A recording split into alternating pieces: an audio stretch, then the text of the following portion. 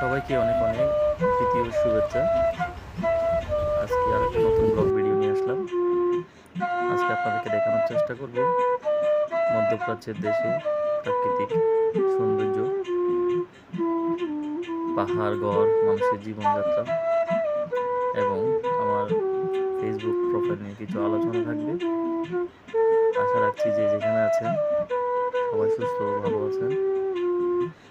আশা রাখি সবাই ভালো ও সুস্থ থাকুন। আর যারা যারা আমার প্রোফাইলে নতুন, আপনারা আমার এই প্রোফাইলকে ফলো দিয়ে রাখবেন, যাতে আমি নতুন কোনো ভিডিও আপলোড করলে আপনাদের কাছে গিয়ে পৌঁছায়।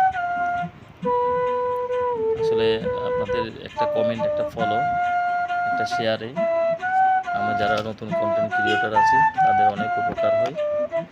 আর আমার প্রোফাইলে যারা অনেক বন্ধুরা আছেন, অনেক বড় ভাই বোন সবাই আছেন, সবাইকে অনুরোধ করব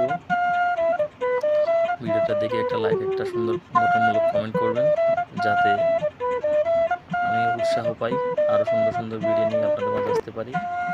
দেখুন, আসলে এই যে কালো কালো পাহাড়, বর্তমানে এখানে রোদের টেম্পারেচার 44-এর উপরে, 44 ডিগ্রি তাপমাত্রা। দেখুন এখানকার মানুষগুলো আসলে যাতায়াতের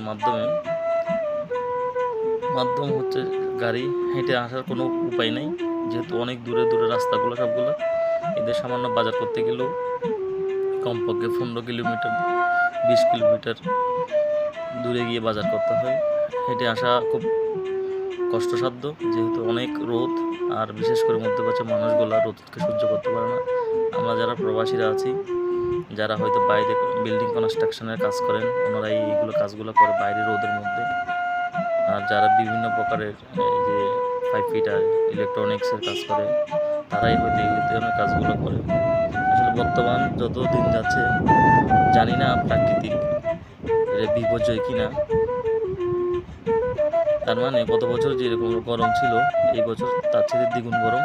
সেটা আমাদের দেশ বাংলাদেশের মানুষ এখনও বর্তমান যে পরিস্থিতিতে আছে, যে গরম পাচ্ছে, আমার মনে হয় মধ্যপ্রাচ্যের দেশগুলোর মধ্যে সেম গরম হয়ে গেছে। কিন্তু এখানে হচ্ছে যে আপনার একটা জিনিস সুবিধা হচ্ছে যে বিদ্যুৎ এখানে না গেলে বললেই চলে, এখানে বিদ্যুৎ যায় না।